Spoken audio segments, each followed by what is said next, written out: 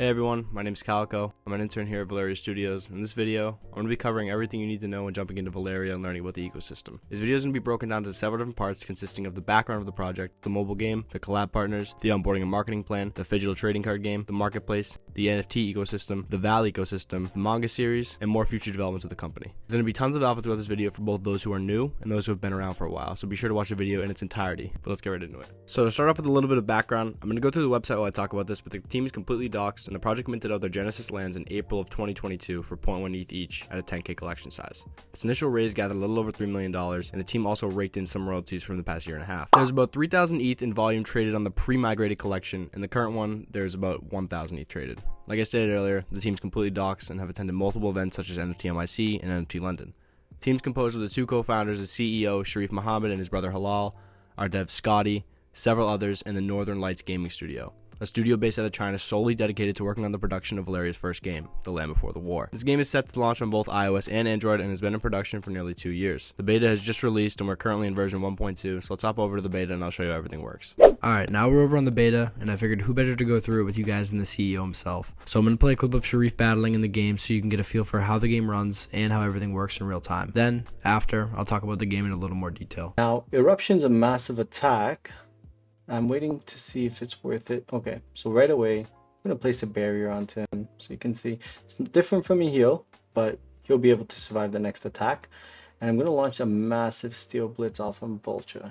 Actually, maybe I should have targeted down Howler so he doesn't buff his guys. So as you can see, tank quite a bit of the last hit. Okay, perfect. That was a critical hit. Vulture normally would have survived one of those. And Howler is super fragile, so generally speaking I like to go after Howler first, make sure that he doesn't get too many power-ups off. I wonder if AoE, okay, so right there he powered up Obsidian, so Obsidian's 50% now, in a bit of trouble, and I'm gonna make sure, oh, almost got it off in time. My proxy did not go off in time, but it's awesome because it does get redirected here. And you can see here, Mana Feather is now going to reduce the energy cost of all my moves, and that will allow me to launch a massive Steel Blitz costing 7 energy instead of 8. I don't know if, oh, well, first I gotta place this barrier on right away, like immediately. And I'm gonna also toss proxy on there so you can survive the next hit. So this basically is making sure that I can stay alive. I'm going to use Mana Feather. I'm going to use Shining Metal Claws down to 2, which is awesome. Super cheap now because it was still in my hand. And I'm going to get this massive blitz off. And that should be good enough. Oh, wait, he's racing me to the top. Proxy, proxy, proxy. Proxy right there. Right? Oh, no effect because my last proxy was still... My last proxy had not been broken yet. So anyways, the reason I did that was because Obsidian was faster than I thought and was about to finish me off. So I didn't know Obsidian was so fast. He put in his move after, but he was going to beat me to the top of the queue. So that's, again, super cool game. Lots of fun strategies and lots of different things that you can do. Don't judge the UI, but you have a skill tree. You also have champion passive abilities. This is not the final one, that's a placeholder.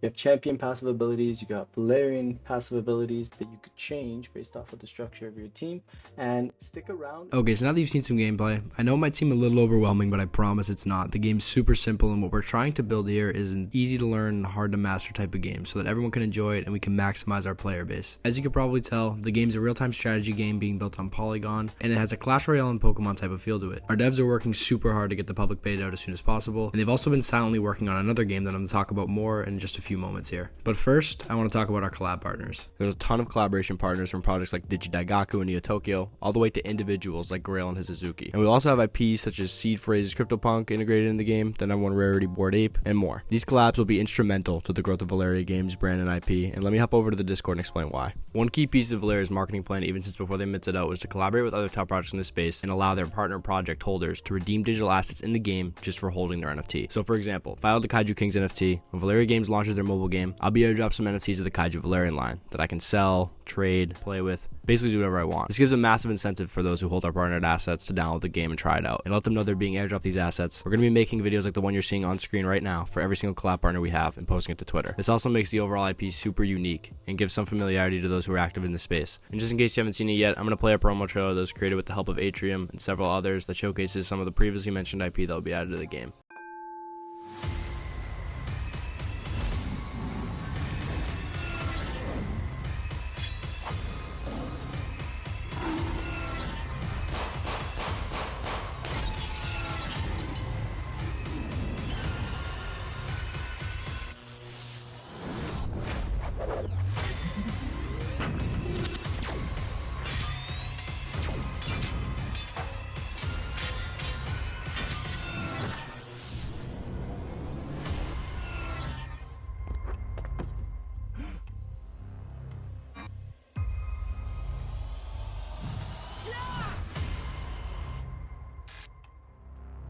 Now, the onboarding mechanisms we're deploying here are extremely high level as well, and to go over those briefly because all the details aren't out yet, we're going to be having a portal-like engagement tracker system that will give you X amount of points for doing or completing a certain task. For example, a like or repost on one of our official accounts' tweets might give you 10 or 15 points, but downloading the game might give you 500 points, with the goal being to incentivize people to download and play the game. All this, of course, will be tracked and you'll be rewarded based on the amount of points you rack up and where you land on the leaderboard. This is going to be huge for attracting players and engagers, and we already saw what Portal was able to do, and they essentially took over Twitter and gathered something like 1.3 million tweets in a day. So using this type of method in addition to rewarding those who play and download the game will likely be extremely lucrative. Now, another big marketing point for us is going to be our referral links. So just like any referral link, people are going to be able to send out their link, and if other people download the game and let's say buy the season pass, the person who gave out the link will be monetarily rewarded. This in addition to our deal with several content creators and influencers to promote the Valeria Games trading card game,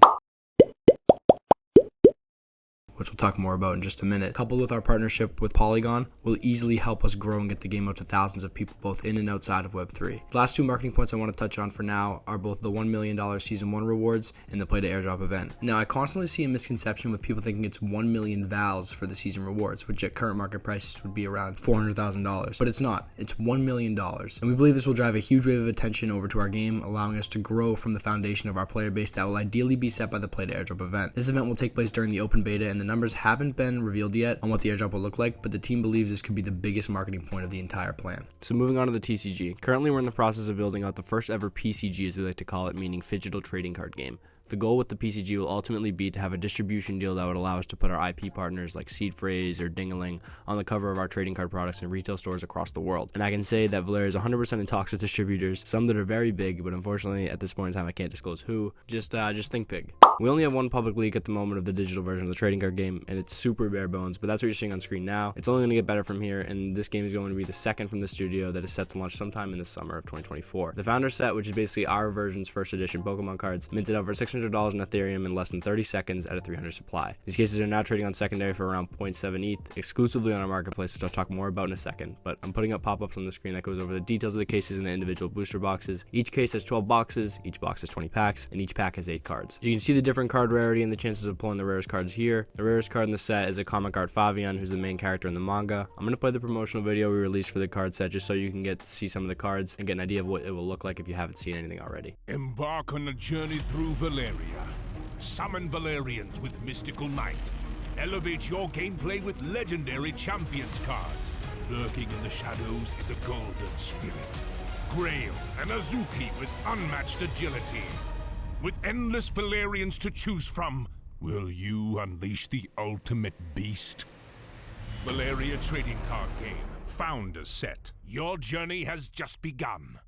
So the marketplace will likely have all the best deals for anything you can think of in the ecosystem. As you can see here, it's where you can shop for lands, champions, digital and physical packs, and more. Within the next few weeks or so, we'll also be launching our merch store where you can purchase hoodies, starter decks for the PCG, plushies like this Kuko, and more from. The packs and in-game assets trade on Polygon, so just make sure you have some Matic in your wallet. And the VAL token is also an omni-chain token, meaning it can be transferred to different chains. So if you do plan on purchasing any packs, you're going to need to transfer your VAL, if it's on Ethereum, to VAL on Polygon. And if you ever do want to bridge your tokens, don't worry, the process is extremely simple. All you have to do is just head over to our website and hit the bridge tab in the top left. It'll guide you through the entire thing. But I'll talk more about all that in just a couple minutes here. First, I want to dive deeper into the packs because the digital packs are actually now openable. So I'm going to show you guys what the process of opening up these packs looks like now while I go over the next topic. So while I'm showing you guys the process of opening packs, I'm going to be going over the ecosystem, which is comprised of lands, PFP champions, one-of-one collectibles, IRL packs, digital packs, and the in-game assets. Since lands are the core of the ecosystem, I'm going to start there, and we will soon be releasing a video that discusses land emissions and what that will look like. The emissions will start off at 50 VALs per month and will scale with the player base. I'm going to throw a pop-up on screen so you guys can see the different possibilities of what the scaling will look like, but the video will do a much better job at explaining it when it releases. So each land will yield 12,000 tokens over the course of 3 years at the max, and upgraded lands, which are a limited supply of only 2,500, will earn 20,000 tokens. Now the lands will also have excess token distribution, meaning the wallet you see on screen now, ValeriaSync.eth, will have all of its VAL redistributed to staked landowners after the lands stop producing tokens from the initial amount. And this actually could end up being more worthwhile than the land emissions itself, as you can see, there was already 5 million tokens in the wallet, and every time someone uses the token VAL in a transaction, some of the revenue generated from the fees will be sent over to this wallet, and over the course of 2 to 3 years, this sum could be huge. The land's rarity is based on the summoning stone it has, and there's 4 types: common, rare, epic, and legendary. This will determine only the yield of your booster packs, which are set to happen weekly, but this may change to possibly monthly or even a chance system where you aren't 100% guaranteed to land a booster pack every week unless you meet certain requirements. And this is where champion PFPs come into play. Now, each champion will boost your odds of getting alt art Valerians and in-game assets in your packs. That's why on the marketplace you see boosted packs. The normal ones from the game itself won't be boosted, and you won't be able to yield alt arts or anything like that from them. But the champions will increase your odds at shinies, alt arts like I said, and overall rare assets within the pack. So the champion boosts occur in different stages.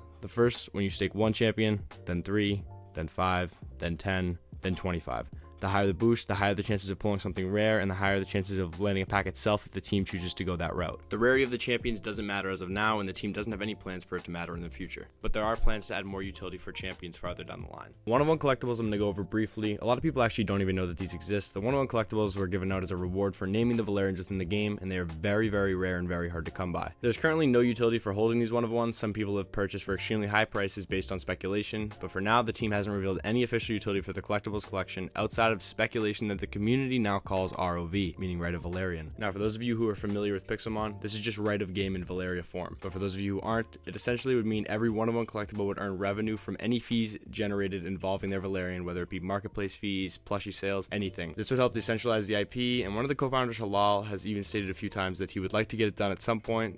But like I said, this is all speculation, and don't go buying a collectible for 2 ETH just because you heard it here. If there is any utility coming, it's likely going to be very far down the line, so don't expect anything anytime soon. So now that we've covered collectibles, champions, and lands, let's move on to the packs. Like I said earlier, the IRL TCG, or PCG, minted out on December 13th for $600 in Ethereum at the time. While I'm recording this, the burning of your digital cases and booster boxes to redeem the physical versions actually just went live, so let's hop over there and I'll show you guys how seamless that process is. So while I redeem my case, I'm going to talk about the in-game assets. The first Valerian creatures were minted from the Phygital card pack prototypes at NFT MIC in 2023. And even back then, the claim process for the Phygital packs were super smooth. I'm going to play a clip from back then of one of my buddies, Dimitri, going through the process live at the event. And keep in mind, the new trading cards look way better, the QR codes are more professional, and everything is overall improved.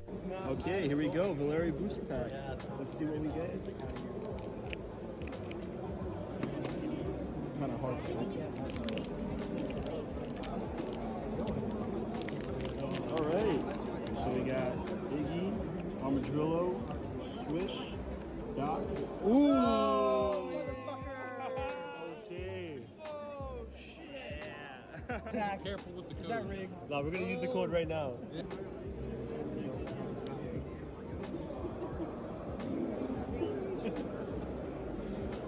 Is that 25 ETH in your wallet? No, it's probably not. Claim.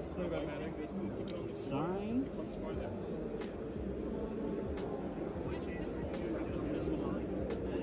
Just like that. So easy. Free gas, baby. So easy. How easy was that? So easy. Free gas, so easy. Baby. Seamless. Shout out to Scott with the seamless, gasless interaction. No gas, free. Boom. Pack clean. And what did you just mint? Those are his champions. Those are my champs on here. We got the champs, and there we have it. From yesterday, and those are the ones from today, and Obsidian. But yeah, so from that point on, packs containing in-game assets weren't available until after the pre-launch chest staking period concluded. This is a 16-week staking period that allowed each land to yield a chest each week, ranging from common to mythic. And each person was airdropped a certain amount of our utility token VAL and a booster pack based on the rarity of each chest attached to their land. Since the game isn't in public beta yet, the prices on these are purely speculative, but when the public beta opens and the played airdrop commences, all these items will be usable in-game, and you can expect packs to become more and more rare as that progresses. So now that we've gone over the NFT ecosystem, let's discuss the VAL ecosystem. So currently the only way to attain VAL outside of staking our Genesis lands is through buying it on CowSwap or Uniswap, using the links in our Discord here. VAL will serve as a utility token across every single endeavor of Valeria Studios that it can possibly be a part of. I'm going to throw a pop-up on screen of all of the coming and the current VAL syncs for the token while I talk about it in more detail. But just for example, when the merch store launches, everything in it will be available to purchase in VAL, and VAL will also be the premium in-game currency for both the mobile game launching early this year and the online TCG launching in the summer. To To make sure we meet all the requirements to be listed on app stores, we're going to be making gems the in-game premium currency, and we'll have a VAL to gems swap where you'll receive gems at a discounted price if you swap from VAL. So VAL is currently at roughly a $4.5 million market cap, and I'm putting another pop-up on screen now of our tokenomics. So just to go through it briefly, 30% of the tokens are allocated to the Genesis land staking, 5% were airdropped to Genesis lands, another 5% is for events, an astounding 45% is locked from the treasury, and 15% is for the core team. And for those of you who are unaware, the team has actually locked its token for an entire year after the game launches, and they will receive it linearly, similar to lands. The beautiful part of our tokenomics, next to there being no VCs, is that everything is linear and the distribution is extremely healthy. So the last thing I want to touch on with VAL is the liquidity pool. I'm playing a video now of one of our mods showing you how to add to the LP, just in case you're interested, because that is one of the most frequently asked questions we get in the Discord. So our entire liquidity pool is actually completely funded by the community, and we're going to be releasing an article soon on the LP rewards, but the rewards for contributing are actually quite enticing, and the article is going to be out really soon. So if you are interested at all, they are backdating all the LP rewards, so anything that you add from this point on will all be counted towards the LP rewards. Alright, so the next topic is our manga series. So this is a webcomic that has been in the making for nearly a year now. I'm going to pull it up on our partner's website here so you can see all the statistics. So as you can see, we're on the VoiceMe website, and we've actually pulled some pretty impressive numbers here, raking in about 330,000 views over the course of the last several months. Now, VoiceMe is the largest North American original manga production studio, and they've raised around $2.5 million to fund the production of their stories, and are currently in talks with several VCs and investment firms to fund the creation of some animes and TV shows. And some team members both at Valeria and at VoiceMe have expressed that Valeria would likely be involved if it deals to be reached with any outside investors. But for now, I'm going to play a clip of one of the VoiceMe team members sharing some alpha about the webcomic series. And so just today, actually, Valeria received an offer from a couple of major bookstores that basically we would be putting in Valeria in like 90% of bookstores by from this one company by the end of the year.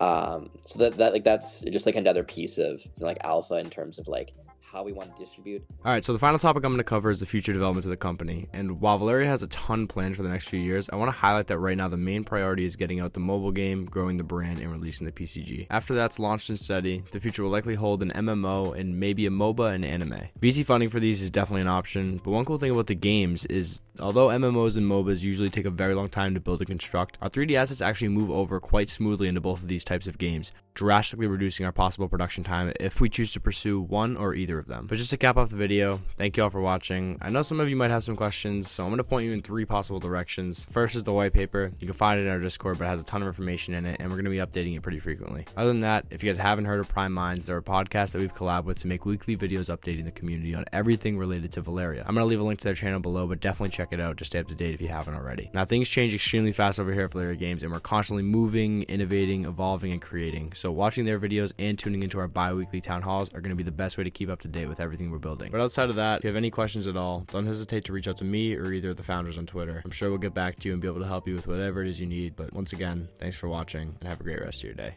Peace.